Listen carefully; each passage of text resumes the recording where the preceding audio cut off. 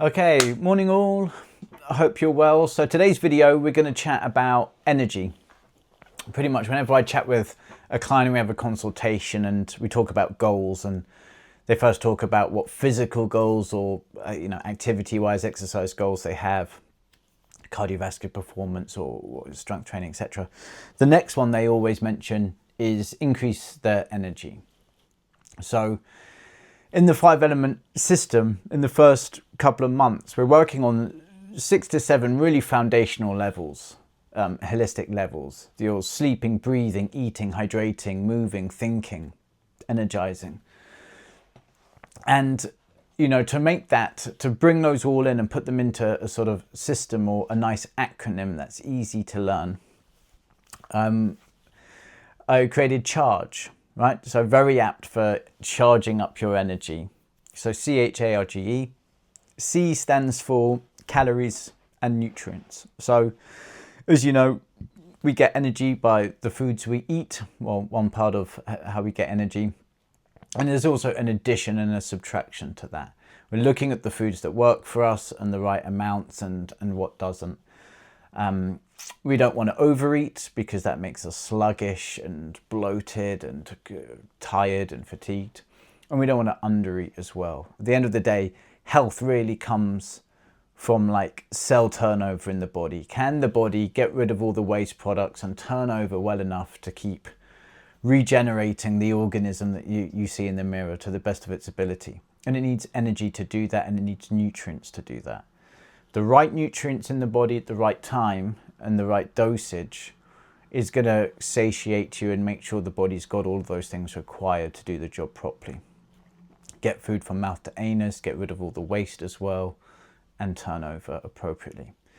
So looking at that from an individual basis is a priority. In this day and age at the moment, with the GLP-1s and the skinny jabs, we've got a lot of people that aren't just overeating but undereating as well. And there's a lot of collateral damage done with that consistently, considering the hunger's blunted. So one of the main cues the body gives you when it is being underfed and without any nutrients is that sense. And for that to be blunted, it's pretty dangerous territory, because you could go on for a lot longer than you should. And the body's going to start turning down hormones and different outputs as it gets weaker and weaker. And the collateral, especially muscle mass and posture and your structural stability, is going to get waned as well. The body could rob other minerals that are stored in the bones. And so further down the line, you're looking sort of decades or 10 years down the line, the issue from that robbing the bones and osteoporosis and stuff can leapfrog and become an issue. So we really want to manage that appropriately. So that's C, calories and nutrients. The next one, H, is hydration. So obviously in this, we've just had a spate of heat waves, so hydration becomes important. And if you haven't got your hydration on point and it has been very hot, you'll notice that when you wake up in the morning, if it's been a hot night and you've been sweating, and that dry mouth and that extra tiredness and brain fog. And so cognitive and physical performance is really impaired with hydration, whether we notice it or not. And it's not just about the amount of water you have. We're also looking at the other things that you hydrate with that could actually dehydrate you or cause trade-offs and problems as well. So too much caffeine in the morning, even if you are taking on board a decent amount of water, there are other things that are happening in the body where we want to look at the effects of that and the trade-offs. What comes up spikes you up, also comes down. So coffee, booze, stuff like that, we want to closely monitor. Hydration, so CHA is activity. So we want to be looking at the exercise you do, whether that is just your day-to-day walking and movement, your cardiovascular output and how we deal with all the pipes and keep the heart and everything ticking over, excuse the pun, well and optimally for you, whatever age and life circumstances you've got. And also strength training and mobility, posture also goes into that section, as well as looking at making sure that even things like walking is done properly. Remember, you can have compensation patterns where things are out or weak in the hips and people have got a slight gait or a hip hike, and these things can just exacerbate problems and weaknesses and pain points and trigger points further down the line. So there's a fair amount to look at in that and get the dosage right for the individual. One of the most important things is that if we are trying to train intensely at some point, whether that's strength or cardio, is to make sure we're recovered properly for that, which is the next section, which is after A, the R, which is recovery and rest. In this, we've obviously got sleep, the master key to help reboot us, that this world and reality, make sure every organism does every night is a necessity. But also to make sure we've got some recovery practices in here that we're doing in between the sessions to make sure those tissues are pliable. So stretching, mobilizing, going after some trigger points with things like tennis balls or lacrosse balls and rollers, any active recovery things we like doing. So other activities you can insert in here to make sure we're mobilizing and moving in a low impact environment. What else after that? G for good thinking patterns. Super underused and utilized in the Western world. We seem to be getting on board with it. People are aware that they overthink a lot, or they're overwhelmed or overstressed with work, and that information and language and network is coming in via a lot of overstimulated thought.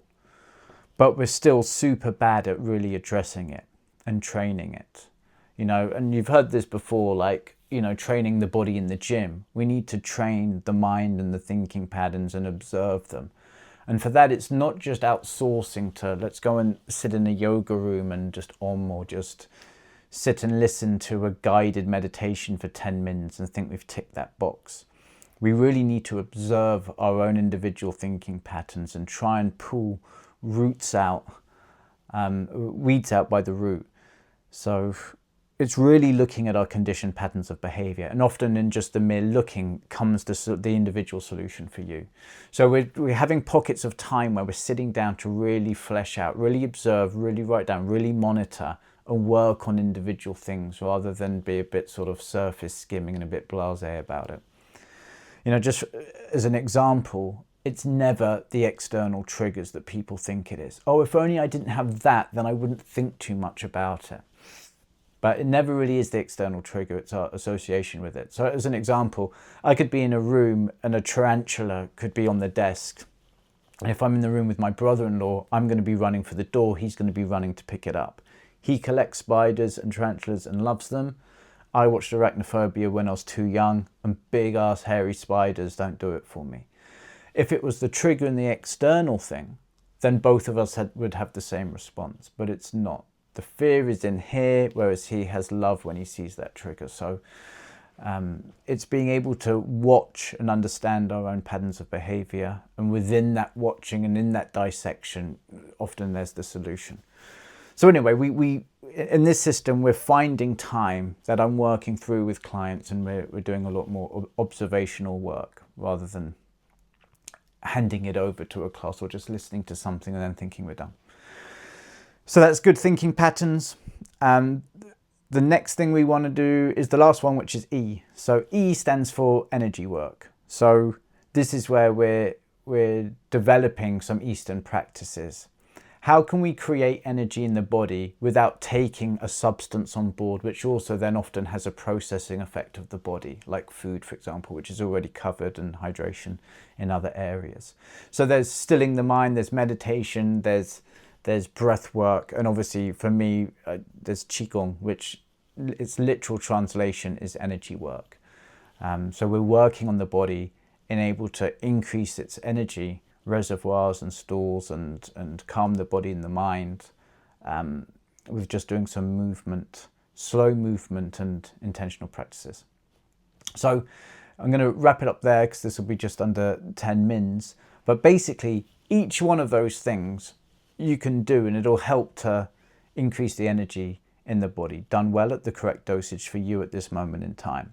Start getting all of those things singing on the same hymn sheet and applying more, then it will allow the body to just charge itself effectively and as naturally as possible. So those are what we want to be working on. If anyone wants any help on like, how do we structure this? What how's that going to fit into me? How do I fit that into my lifestyle with such a busy life, etc.? Then message me and send me an email, send me a comment wherever you're watching this on, and I'll get in touch.